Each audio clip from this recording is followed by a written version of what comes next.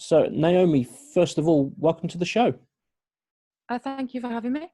Yeah, no problem at all. It's a big thing that we do on Switch Radio. We like to showcase local artists, and you certainly fall into that category. But for anybody who's tuned in now, Naomi Dawes. Okay, tell us a bit about Naomi Dawes. Okay, so I'm a singer-songwriter from Birmingham. I always find it really hard to sort of explain myself, but I'm sort of like an indie soul singer. I write all my own music. That's pretty much me, basically. What part of Birmingham are you from?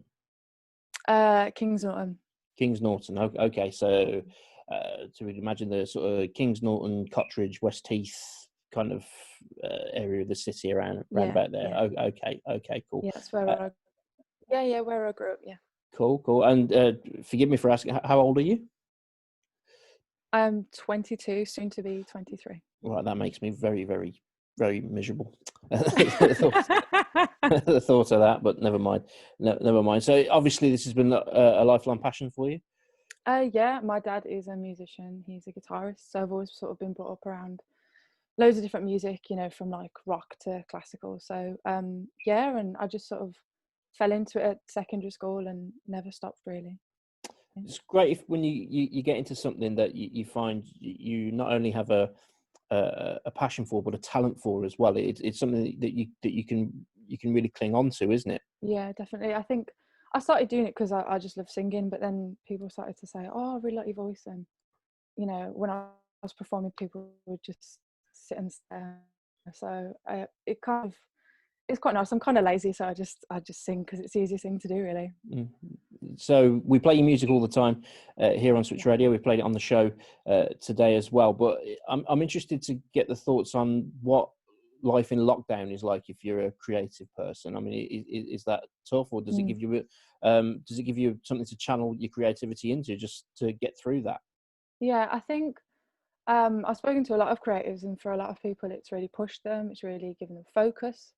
But for myself, I found it very difficult. I think I'm a very sociable person. I like interacting with friends, even strangers and stuff. So for me, having life experience makes it a lot easier to write. And being cooped up isn't great for me. But I've still been creative. I've got a lot of plans I've started to put in place, and I've been working on future collaborations, my own work. So I'm doing okay, but I think like for a lot of creatives, it's quite a struggle to be stuck indoors all day, and not being able to perform is just painful, really. And you've been very active on social media during this period as well. Yeah. I saw a Facebook post from you about just offering some kind of advice and friendly guidance of coping through lockdown, and it's nice to see that message gets across too. Yeah, I mean, I remember putting up that post, and I've had a lot of people message me saying, I feel, I feel the same. I'm really glad, we've got this community that we can all sort of support each other with. And I've started to like end my post with, "I love you, I'm here for you," because I think it's really important for people that's my message anyway, because, if anyone needs to talk to me, whether I know them or not, I'd rather be there to help someone out. But I'm trying to really drill it into people that they're not alone. It feels like you are, because if you live by yourself in your house alone, it can feel very lonely. But we are lucky that we have social media and the internet, and phones and that. So I always make sure to tell people that I'm about if they need me, and having this community spirit as well that's sort of arisen through lockdown is really beautiful. And having this meeting that we're having now on Zoom, so we're recording it, it's going to go up on YouTube. You'd have to zoom in, but I can see a notice board behind you with 2020 on. And is that the plan? For the benefit of the radio, is that the plan for the rest of the year, or is anything on there sort of pre-lockdown? It was my plan. I've had to change a lot of plans due to the situation, like a lot of people have done. It's sort of just a list of things I wanted to do. There's collabs, songs, personal goals. I think a lot of it's changed, but it's something that I'm still going to stick to. I still know that once lockdown is over, once things get back to air quote normal, that I can continue with my goals and stuff. And I think that's something important to grasp onto, that, you know, this is only temporary, and that once things do get back to air quote normal, we will be able to continue to achieve our goals and stuff like that. And was it 2020, the early part that Muse came out, or was that 2019? 2019. 2019. Yeah. So that was your EP, came out, Mm-hmm. got a big reaction, and you're looking forward to 2020, and then obviously this drops on you. But a couple of weeks ago, virtual festival.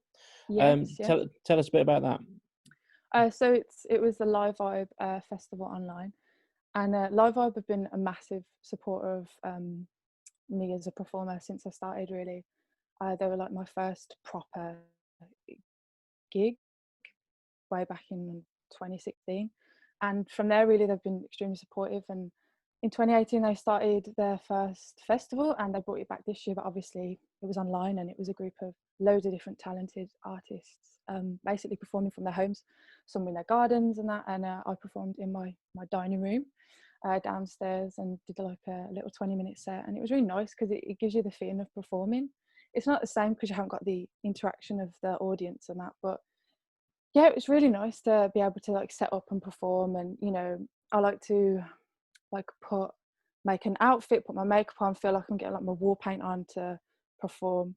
And so it was really nice to be involved in that little thing. And going forward, obviously the lockdown is starting to be eased at the moment.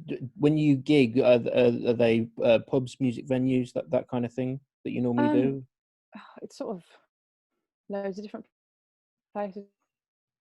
Really, last year I performed like, I think it was 24 times around Birmingham, from tiny little bars and stuff to the Hippodrome to festivals. I performed at the Foodies Festival this time last year, so it's basically just all over Birmingham really. Okay, so next week, the 4th of July, is when pubs are allowed to reopen, for instance. Is that what you're looking at getting back into, first of all, just the kind of small steps before the bigger venues can open? I think I'm going to try and be as safe as possible. I think I might just sort of feel it out for the first few weeks, and see the situations. If there can be safer gigs, then I'd be open to doing that. I do live with 3 sort of high risk people, so I have to take that into consideration with these things. But I think, you know, if it's a safe environment, if there's social distancing, if it's maybe an outdoors environment, maybe if it was like a pub courtyard or something, I'd be happy to do that. You know, I have my own microphone, so like not having like bacteria passed across or anything like that. Yeah. But yeah, you know, I think like a lot of creators, I'm itching to get out and perform again. But it's weighing that up with safety, you know what I mean? Okay. And are there any more virtual gigs penciled in? Not at the moment, but I do have I don't know if I'm allowed to say this. It might be an exclusive, but I do have a collab coming out in July. But I'm not. That's all I'm going to say. That's all you're giving us. A collab. A collab. First of all, as I'm advancing in years, I'm going to have to look at what collab means. But but there we go. Yeah, so we'll keep an eye out for that. No doubt about it, which is great. And what about the material, the recordings? I mean, is there a follow up to Muse in the offing anytime soon, or? So this year I was just planning to release singles, and I did have in my list here of songs that I will be releasing this year. I know you can't see very clearly, but that's good because it keeps it all safe. No, that's fine. No one knows. No, absolutely.